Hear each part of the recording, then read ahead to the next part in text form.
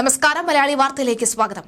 Palakkad television പരിപാടിക്കിടെ BJP Palakkad ജില്ലാ അധ്യക്ഷൻ പ്രശാന്ത് ശിവനും എസ്എഫ്ഐ മുൻ സംസ്ഥാന അധ്യക്ഷൻ PM ആർഷോയും തമ്മിൽ കൊമ്പുകോർത്തത് ഏറെ ചർച്ച ചെയ്യപ്പെട്ട സംഭവമാണ്. പ്രശാന്ത് ആർഷോയെ കയ്യേറ്റം ചെയ്തെന്ന തരത്തിലാണ് വാർത്തകൾ വന്നത്. അതിനു പിന്നാലെ CPM ജില്ലാ സെക്രട്ടറി EN സുരേഷ് ബാബു നിലവാരമില്ലാത്ത ആൾക്കാരെ ചാനൽ പരിപാടികളിൽ പാനലിസ്റ്റായി വിളിക്കരുത് എന്ന് പറഞ്ഞിരുന്നു. സുരേഷ് ബാബുവിന് മറുപടിയുമായി പ്രശാന്ത് ശിവൻ ഫേസ്ബുക്കിൽ കുറിപ്പിട്ടു. ശരിയാണ്, കമ്മികളുടെ നിലവാരം എനിക്കില്ല. ഞാൻ ഇന്നേ വരെ ഒരാളെയും ജാതിപ്പേര് വിളിച്ച് ആക്ഷേപിച്ചിട്ടില്ല. ഒരു സ്ത്രീയുടെയും അടിവയറ്റിൽ ചവിട്ടിയിട്ടില്ല. മാർക്ക് ലിസ്റ്റ് തിരുത്തി ഡിഗ്രി ഉണ്ടാക്കിയിട്ടില്ല. പരീക്ഷയിൽ കള്ളത്തരം കാണിച്ച് പിടിക്കപ്പെട്ടിട്ടില്ല. അതുകൊണ്ട് കമ്മികളുടെ സ്റ്റാൻഡേർഡ് എനിക്കറിയില്ല.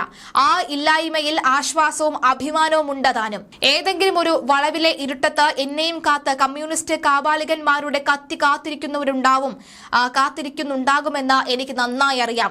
അത് അറിഞ്ഞുകൊണ്ട് തന്നെയാണ് ഈ പ്രയാണം നടത്തുന്നത് എന്നും പ്രശാന്ത് ശിവൻ കുറിച്ചിരുന്നു. CPM ജില്ലാ സെക്രട്ടറി EN സുരേഷ് ബാബു ചില കാര്യങ്ങൾ പറഞ്ഞിട്ടുണ്ട്. അതിനൊരു മറുപടി പറയേണ്ടത് എന്റെ ചുമതലയാണ്.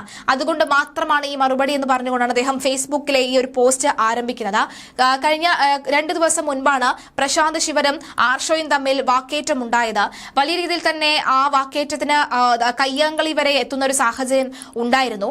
ഒപ്പം അതുപോലെ തന്നെ ഈ ആയങ്കി അടക്കമുള്ളവർ പ്രശാന്ത് ശിവനെ വെല്ലുവിളിച്ചുകൊണ്ട് ഫേസ്ബുക്കിൽ പോസ്റ്റ് ചെയ്ത ഒരു സാഹചര്യം ഉണ്ടായിരുന്നു. എന്നാൽ ആർഷയായതുകൊണ്ട് തന്നെ അവന് 2 എണ്ണം കിട്ടിക്കോട്ടെ എന്ന മട്ട് നമ്മുടെ ജനങ്ങളും തന്നെ സ്വീകരിച്ചിരുന്നു. അതുകൊണ്ട് തന്നെ പ്രശാന്ത് ശിവന് ഇതുവരെയും കിട്ടാതിരുന്ന ഒരു സ്വീകാര്യത ഈ ഒരു വിഷയത്തിൽ ലഭിച്ചിരുന്നു. നമുക്കറിയാം, കയ്യേറ്റവും കയ്യാങ്കളിയും ഒന്നും തന്നെ നമുക്ക് സാധാരണക്കാർക്ക് പറഞ്ഞിട്ടുള്ള കാര്യമല്ല, അല്ലെങ്കിൽ അങ്ങനെ അതൊക്കെ തന്നെ തെറ്റായ കാര്യമാണ്. നിയമത്തിന് മുന്നിൽ തെറ്റായ കാര്യമാണ്.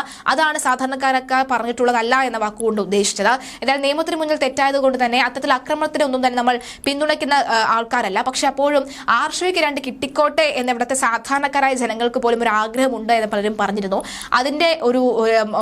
അതിന്റെ പശ്ചാത്തലത്തിലാണ് ഈ ഒരു ആക്രമണത്തിന് വലിയൊരു സ്വീകാര്യത ലഭിക്കുന്നത്. എന്തായാലും പ്രശാന്ത് ശിവന്റെ ഫേസ്ബുക്ക് പോസ്റ്റ് ഒന്ന് വിശദമായി പരിശോധിക്കാം.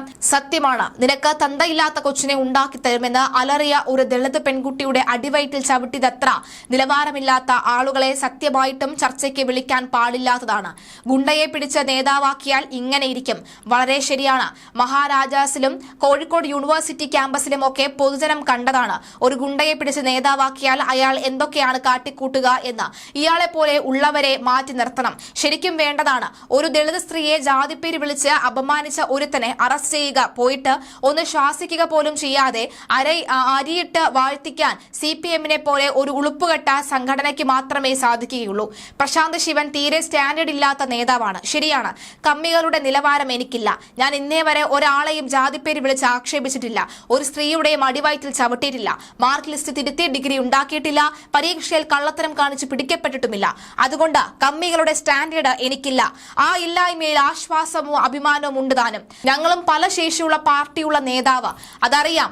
ഒരാളോടും ചേ പോ എന്ന് പോലും പറഞ്ഞിട്ടില്ല. ഒരു പാവം തയ്യൽക്കാരനെ മഴുകൊണ്ട് വെട്ടിവീഴ്ത്തിയ മഹാനാണല്ലോ നിങ്ങളുടെ ഇപ്പോഴത്തെ അനിഷേധ്യ നേതാവ്.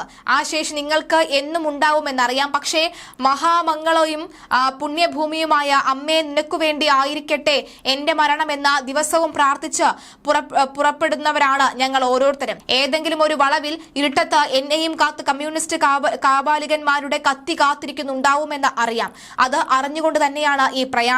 നന്ദി, നല്ല നമസ്കാരം എന്ന് പറഞ്ഞുകൊണ്ട് നിർത്തുകയാണ് പ്രശാന്ത് ശിവന്റെ മറുപടി. സത്യത്തിൽ പ്രശാന്ത് ശിവൻ കുറിക്കൊള്ളുന്ന മറുപടി തന്നെയാണ് നൽകിയിരിക്കുന്നത്. കാരണം ആരോടെങ്കിലും, അതായത് SFI നേതാക്കന്മാരോട് കളിച്ചാൽ പിന്നീട് അവരുടെ ശവം പൊങ്ങും എന്നുള്ള ഒരു ചൊല്ലുണ്ടല്ലോ മുമ്പൊക്കെ. അത് എല്ലാവരുടെയും മനസ്സിൽ ഇപ്പോഴും ആണി അടിച്ചു ഉറപ്പിച്ചിട്ടുണ്ടെന്ന കാര്യത്തിൽ സംശയമില്ല.